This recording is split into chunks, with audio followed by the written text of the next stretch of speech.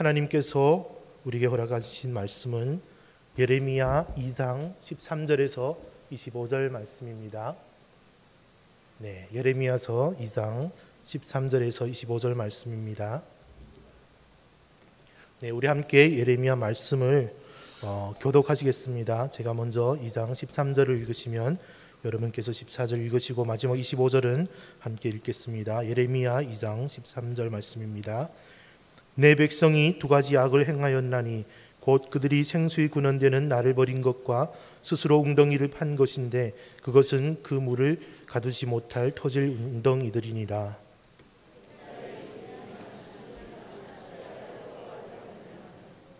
어린 사자들이 그를 향하여 부르짖으며 소리를 질러 그 땅을 황폐하게 하였으며 그의 성읍들은 불타서 주민이 없게 되었으며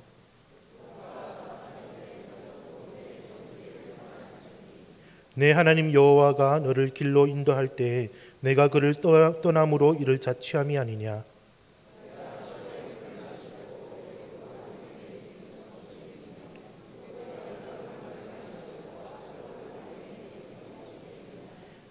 내 악이 너를 징계하겠고 내 반역이 너를 책망할 것이라. 그런즉 내 하나님 여호와를 버림과 내 속에 나를 경외함이 없는 것이 악이요 고통인 줄 알라. 주 만군의 여호와의 말씀이니라.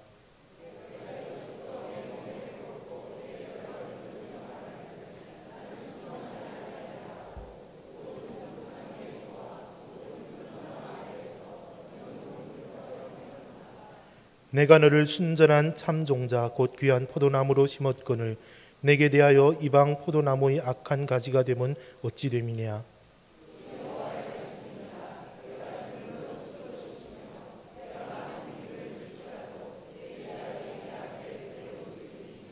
내가 어찌 말하기를 나는 더럽혀지지 아니하였다 바알들의 뒤를 따르지 아니하였다 하겠느냐. 골짜기 속에 있는 내 길을 보라. 내가 행한 바를 알 것이니라. 발이 빠른 암낙타가 그의 길을 어지러이 달리는 것과 같았으며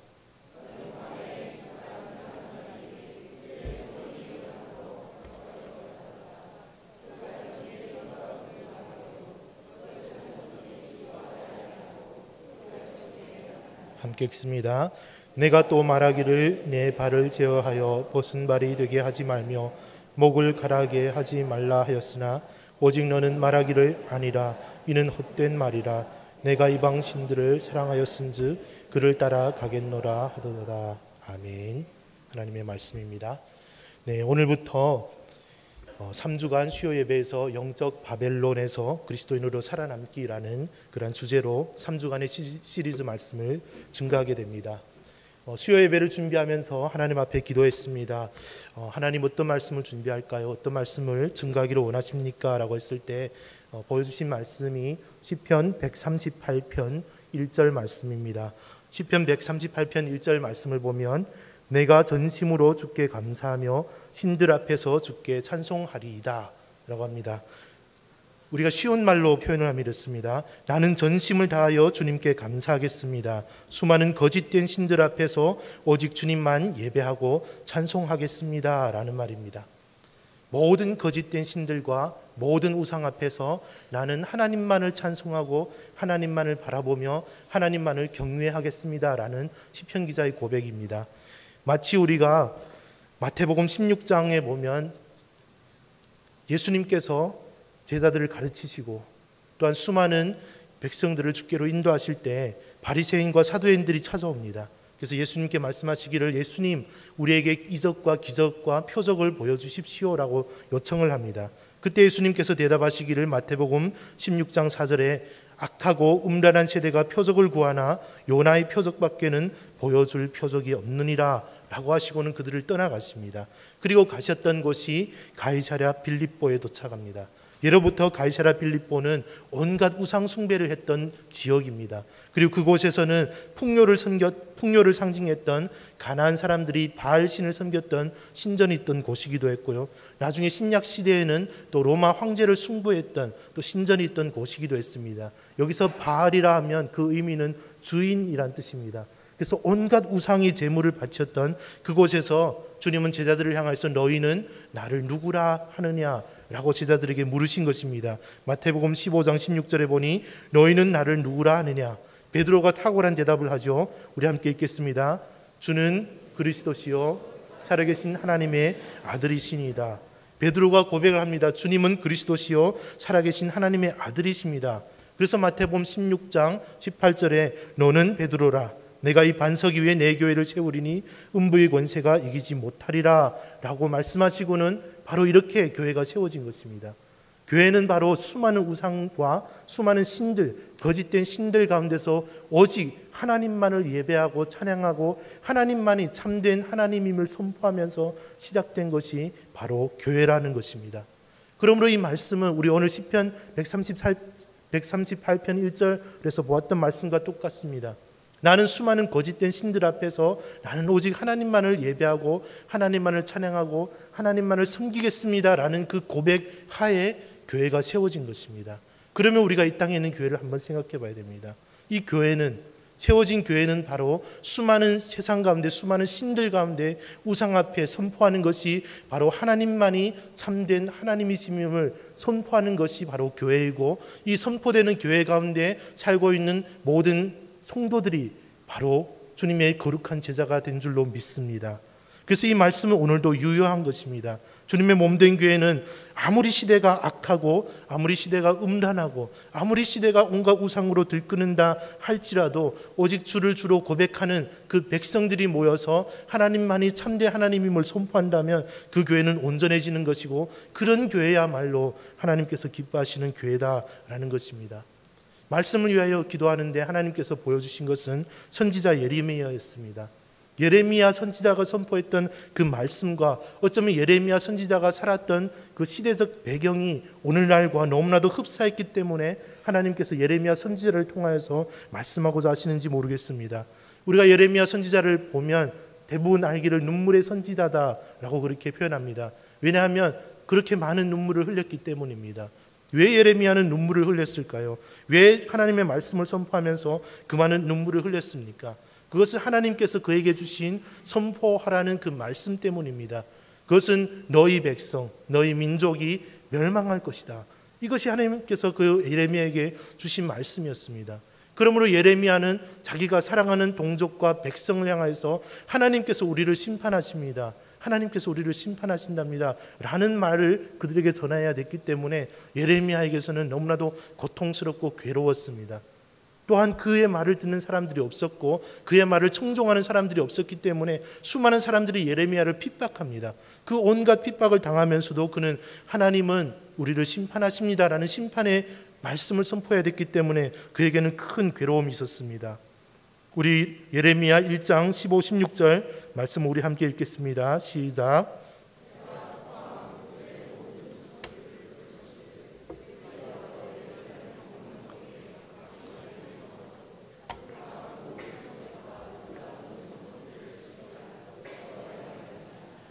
무리가 나를 버리고 다른 신들에게 분향하며 자기 손으로 만든 것들에 절하였은즉 내가 나의 심판을 그들에게 선고하여 그들의 모든 죄악을 징계하리라.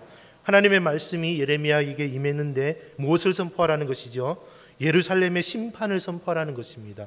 그 이유는 그들이 하나님을 버리고 우상에게 절했고 우상을 섬겼기 때문이다라는 것입니다.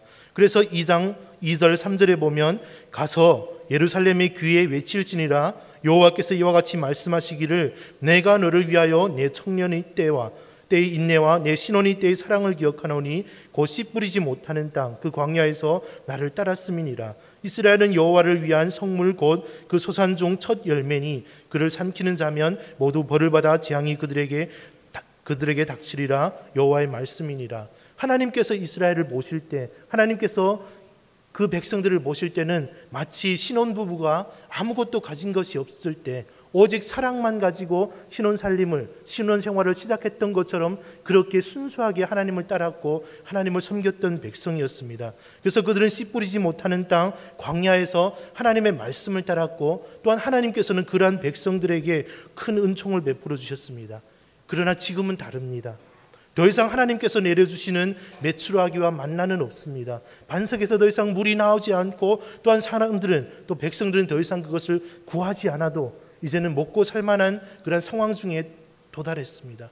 그러니 사람들은 하나님을 찾지 않습니다. 하나님 없이도 얼마든지 살아갈 수 있는 그러한 상황이 되었고 그러한 삶을 살아갈 수 있게 되었습니다. 바로 육체적인 배부름이 영적인 나태함으로 이어졌습니다. 그랬을 때 하나님께서 그들을 향하여서 말씀하십니다. 예레미야 2장 5절에 보니 나 여호와가 이같이 말하노라.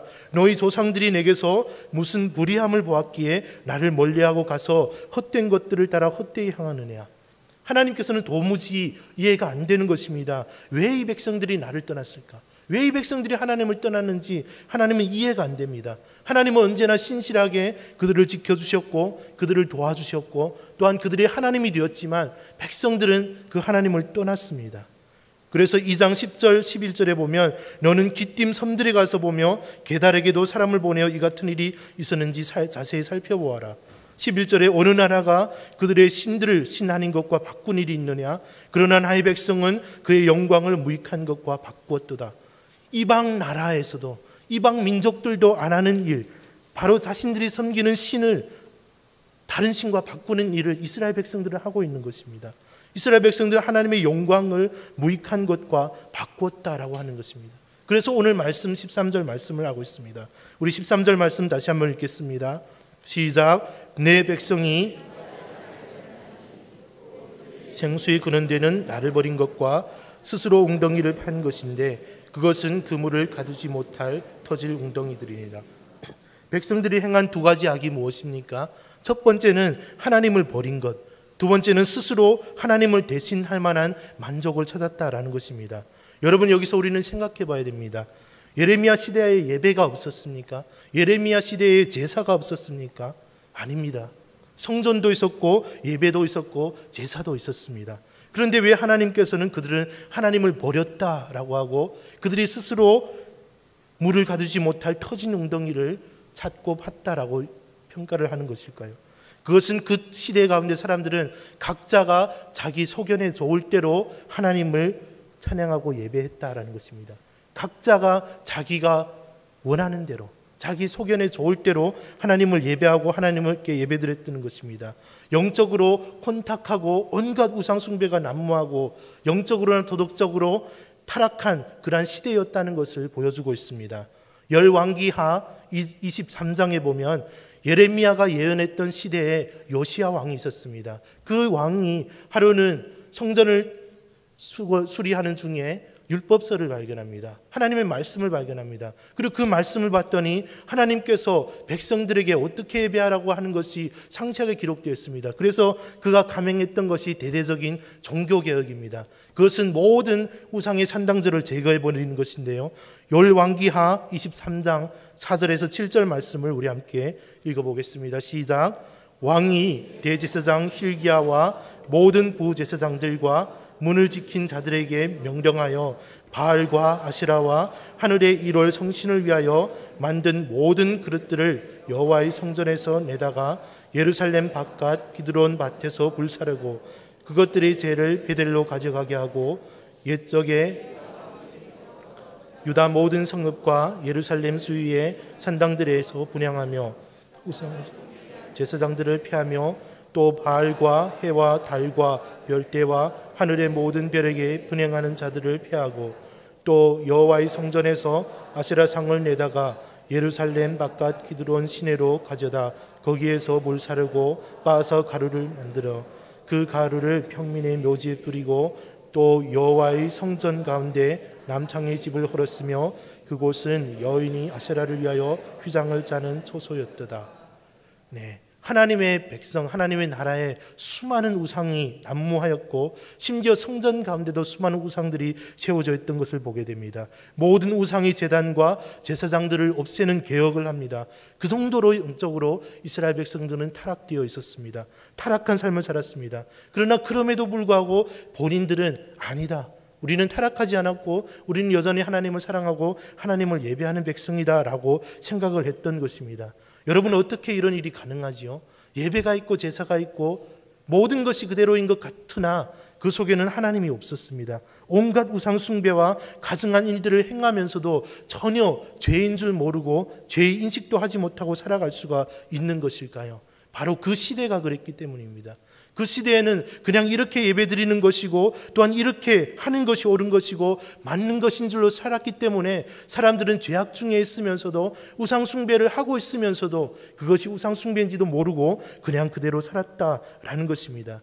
종교개혁자 칼빈은 이 부분에 대해 이렇게 해석을 합니다. 당시 유대인들 사이에 오랜 관습으로 만연되었다. 모든 것이 그냥 관습으로 관행되고 종교적인 행위와 의식만 있었을 뿐 진정으로 하나님에 대한 예배와 하나님을 향한 사랑이 없었다라고 하는 것입니다. 어쩌면 교회가 더 이상 교회가 아니고 예배가 더 이상 예배가 아니었다라고 우리 오늘날의 말로는 해석을 할 수가 있겠습니다. 팀 켈러 목사님이 쓴 거짓 신들의 세상이라는 책이 있습니다. 아마 여러분께서 선지서점에 가면 찾아보실 수 있는데요. 그곳에서 이런 글이 있습니다.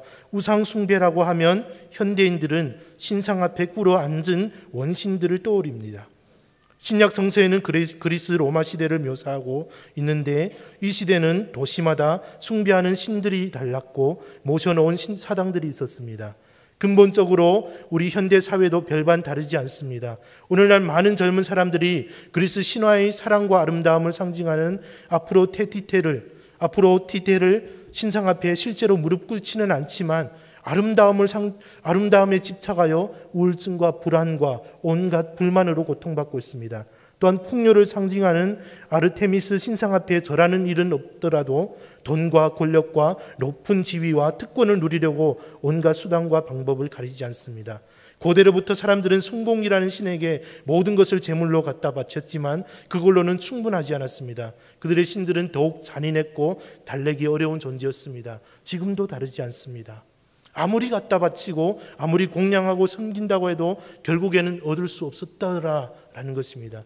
그것이 우상이 가져다 주는 큰 함정입니다. 정말 그것이 좋은 것 같아 보였고 그것이 옳은 것 같아 보였지만 결국에는 얻을 수 있는 것이 아무것도 없더라는 것입니다.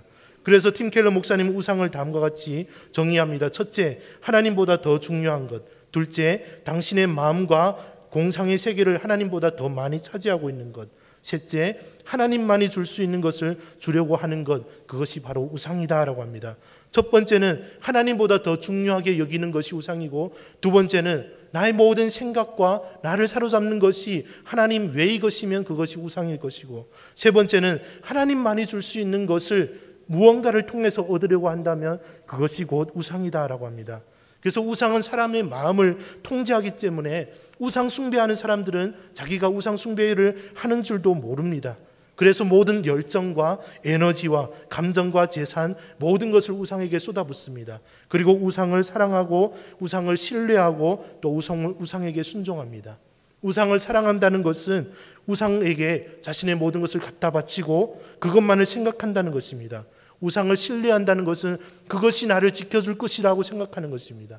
또한 우상에게 순종한다는 것은 그것을 위하여 나의 모든 것을 드린다라는 것입니다. 그래서 이같이 현대인들은 수많은 우상에 빠져 있다라고 하는 것입니다. 그리고 우상의 노예가 되어 있다라고 말합니다. 여러분, 하나님을 믿으면서 우상 숭배에 빠질 수 있을까요? 우리가 하나님을 믿는다고 하며 또 하나님을 예배한다고 하면서도 우상 숭배에 빠지는 일들이 있을까요? 지난 주일 설교 말씀 중에 유기성 담임 목사님께서 전하신 말씀 중에 이런 말씀을 하셨습니다. 오직 예수의 믿음이 아니면 지금도 예수님을 믿는 것처럼 보이지만 실제로는 우상 숭배하는 사람들이 많습니다. 교회에 나오는 사람들 중에도 돈을 우상으로 알고 세상을 우상으로 알고 성공을 우상으로 하는 사람들이 많습니다. 그가 진짜 섬기는 것은 세상인데 본인은 예수 믿는다고 생각하고 있습니다. 저도 100% 동의합니다. 정말 그렇습니다. 나는 세상을 우상 숭배하고 있는데 나는 하나님을 예배하는 자라고 착각하는 사람들이 너무나도 많습니다. 그래서 우리는 분별을 해야 됩니다. 영적인 분별을 해야 됩니다. 우리가 종교적인 행위만을 가지고서는 결단코 구원을 이룰 수 없고 하나님을 섬긴다고 할 수 없습니다. 그래서 우리가 기도 많이 한다고 봉사 많이 한다고 교회 열심히 다닌다고 해서 내가 하나님을 섬긴다라고 할 수 없는 것이 바로 여기에 있습니다. 내가 정말 하나님을 사랑하고 하나님을 섬기고 있는지를 우리는 돌아봐야 됩니다. 우리는 얼마든지 우상을 만들 수 있는 사람들입니다. 얼마든지 우리는 우리의 신을 만들 수 있는 존재이고 심지어 우리는 하나님까지도 우상화시키는 그러한 내적인 잠재적인 능력이 우리 가운데는 다 있습니다. 이스라엘 백성들이 출애굽을 하고 시내 광야에 도착했습니다. 그리고 그곳에서 모세는 하나님을 만나러 시내산으로 갑니다. 백성들이 그곳에서 모세가 오기를 기다립니다. 모세는 하나님을 만나 율법과 십계명과 또 천막을 만드는 그 모든 방법들을 하나님으로부터 듣습니다. 그러나 하나님께서 모세에게 빨리 내려가 보라고 합니다. 왜냐하면 백성들이 지금 큰 죄악을 범했다고 합니다. 모세가 내려와서 보니 백성들이 금송아지를 만들어 놓고 이것이 우리 하나님이요 하면서 그곳에서 뛰어놀고 춤추고 난리도 아니었습니다. 왜 이스라엘 백성들이 그랬습니까?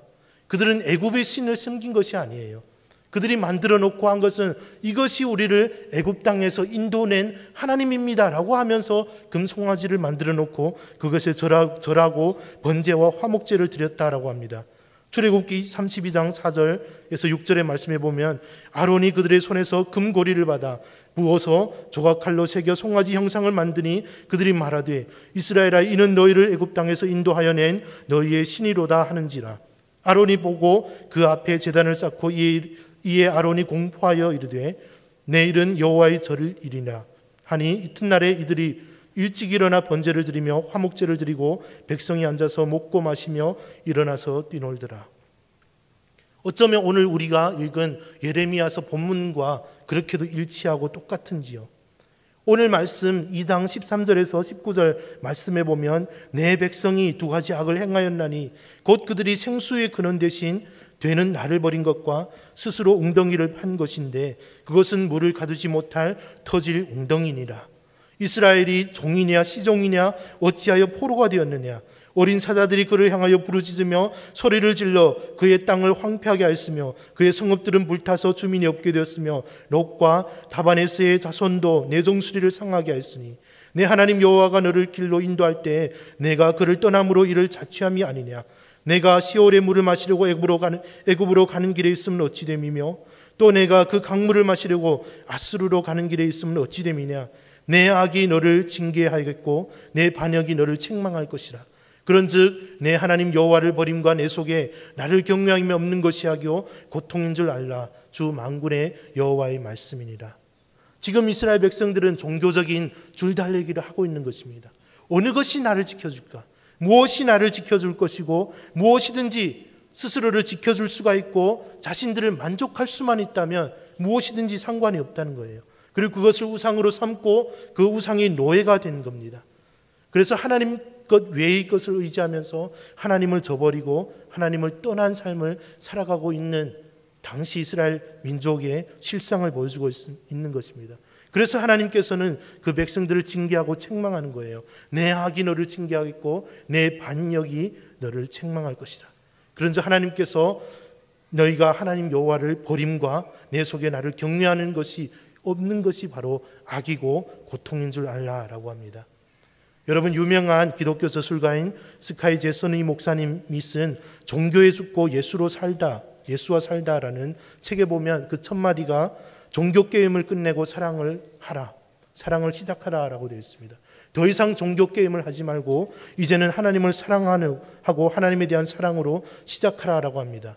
그리고 또 하나는 하나님은 우리가 부리기 위해 존재하는 분이 아니다라고 합니다. 하나님께서는 우리가 부리기 위해서 존재하는 분이 아닙니다. 무슨 의미죠? 우리가 하나님을 믿는다고 하면서 내 멋대로 내 마음대로 또 하나님을 믿을 수도 있다라는 것입니다. 내 마음에 좋을 대로 내 소견에 옳은 대로 하나님을 믿는 사람들이 너무 많다라는 것입니다.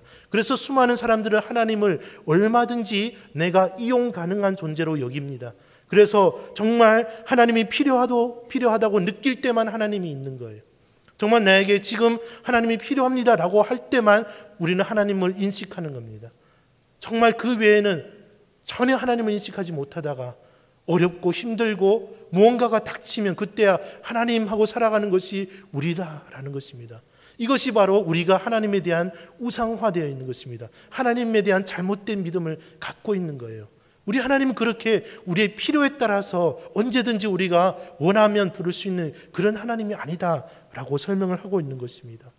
여러분, 우리가 얼마든지 내가 하나님을 믿는다고 하면서도 우상 숭배에 빠질 수 있는 오류에 넘어갈 수 있다라는 것입니다.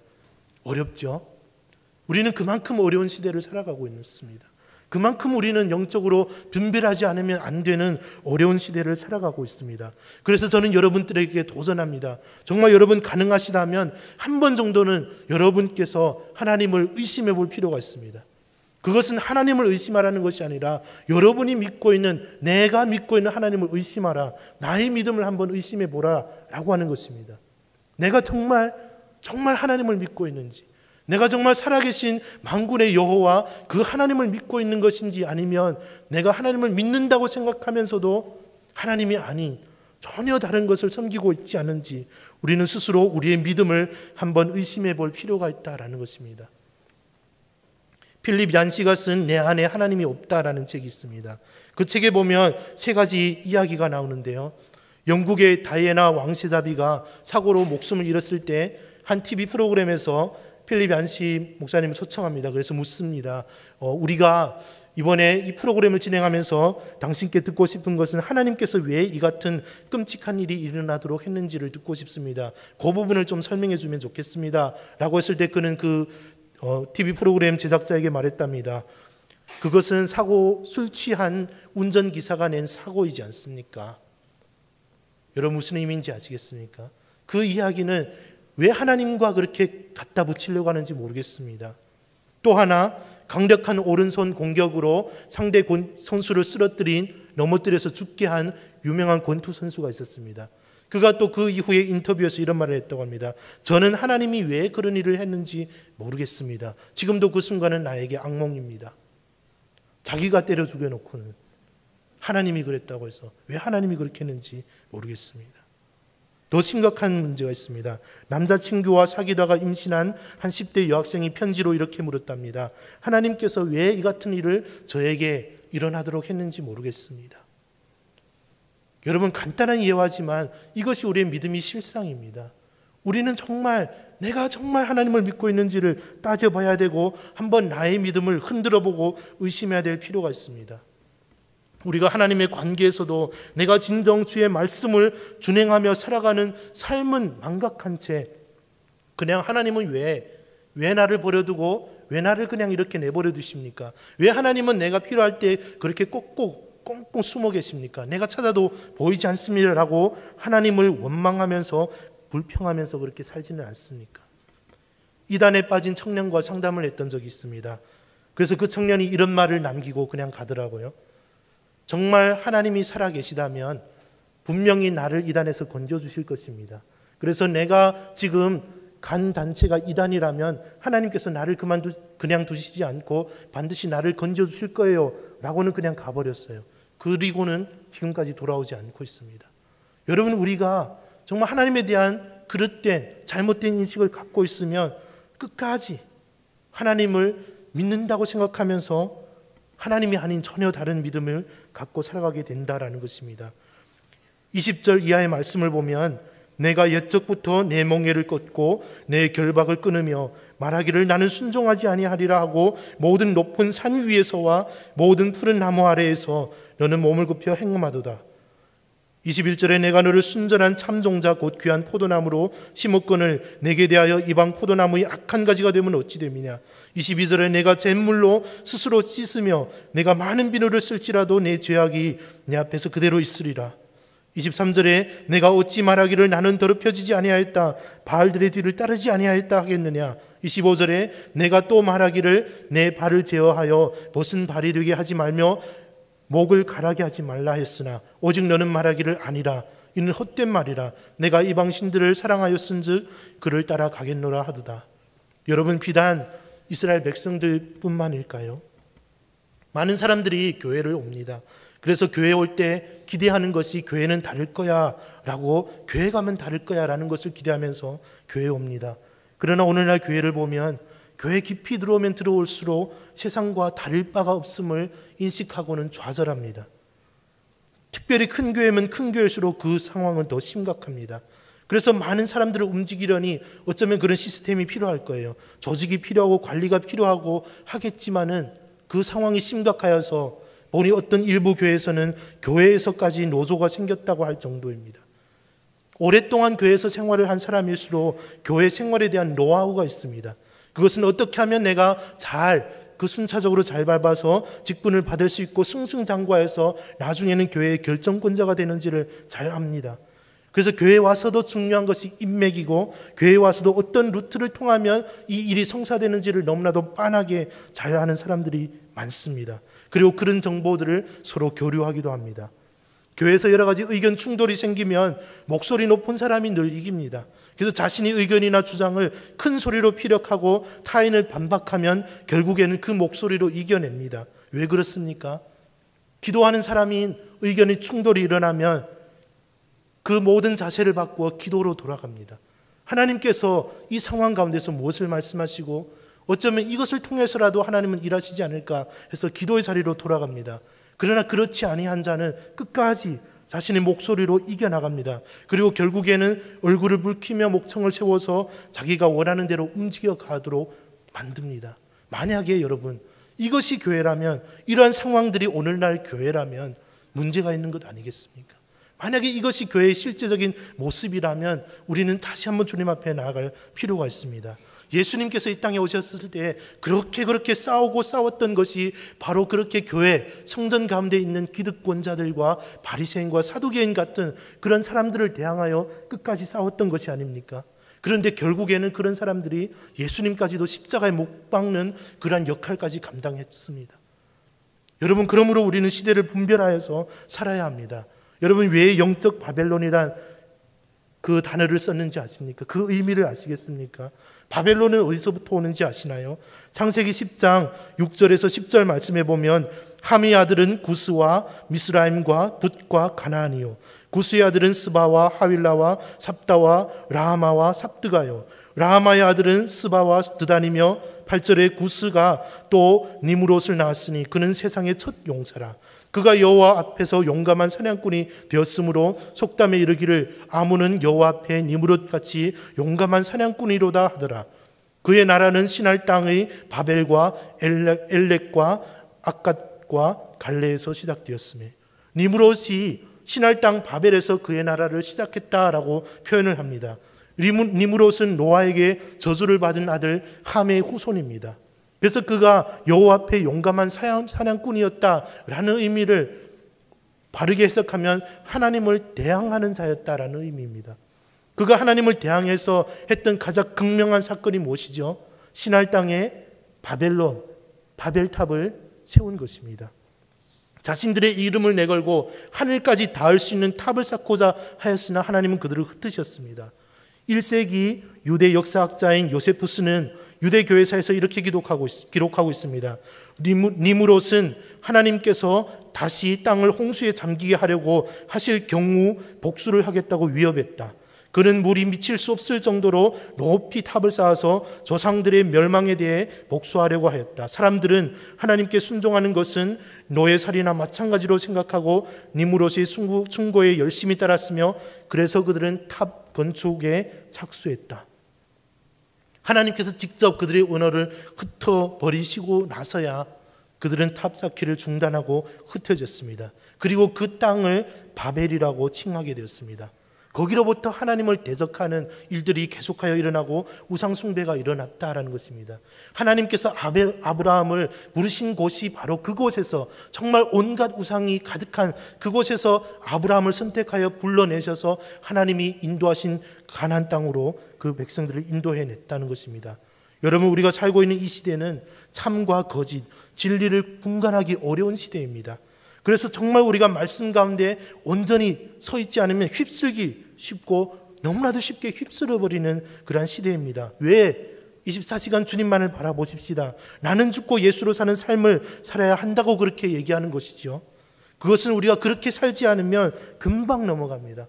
우리는 금방 쓰러지고 금방 휩쓸려가고 이 시대의 풍조 가운데 넘어가고 그것이 옳은 것인 줄로 알고 그렇게 살아가게 됩니다. 날마다 십자가의 복음 앞에서 자기의 모든 죄악이 씻음을 받지 않고 날마다 주님 앞에 나와서 회개하고 주님 앞에 거룩한 십자가의 보혈로 씻음을 받지 않는다면 우리는 너무나도 쉽게 회개의 필요조차 못 느끼는 완악한 심령으로 굳어버리게 된다라는 것입니다. 그러므로 우리는 날마다 주님 앞에 나와야 합니다. 여러분, 시대를 분별하셔야 됩니다. 하나님께서 예레미야 이전에 수많은 선지자들을 통하여서 이스라엘 백성들에게 돌아오라, 돌아오라, 하나님께 돌아오라 라고 그렇게 권면했지만 그들은 듣지 않습니다. 결국에 예레미야 시대에 와서는 하나님은 심판하실 것이다 라고, 예레미야는 이 백성, 우리 동족, 우리들은 심판을 받아야 합니다 라는 말을 선포할 수 없을 정도에 이르게 된 것입니다. 그러므로 어쩌면 지금 하나님께서 우리에게 주시는 교훈이 있습니다. 그것은 우리가 하나님 앞에 돌아갈 수 있는 정말 그런 기회에 왔다라는 것입니다. 어쩌면 그때 어느 때에 가서는 돌아가고자 해도 돌아갈 수 없는 시대가 올지 모르겠습니다. 우리가 계속하여서 전해지는 말씀 가운데 그 말씀을 계속할 것입니다. 정말 어느 시대에 가면 정말 하나님의 진노를 받아야 되는 그런 시대가 올지도 모르겠습니다. 그 전에 우리에게 하나님께서 예비하셨다면 주님께로 돌아올 수 있는 은혜를 우리에게 아직 남겨주셨다라는 것입니다. 그러므로 이 시간 저희는 다시 한번 우리의 믿음을 살펴봐야 합니다. 나는 과연 정말 하나님을 섬기고 있는지, 내 심령 가운데 이 믿음이 정말 하나님을 믿고 있는 그 믿음인지를 한번 의심해보고 다시 한번 주님 앞에 바로 설 수 있는 저와 여러분이 될 수 있기를 주의 이름으로 축원드립니다.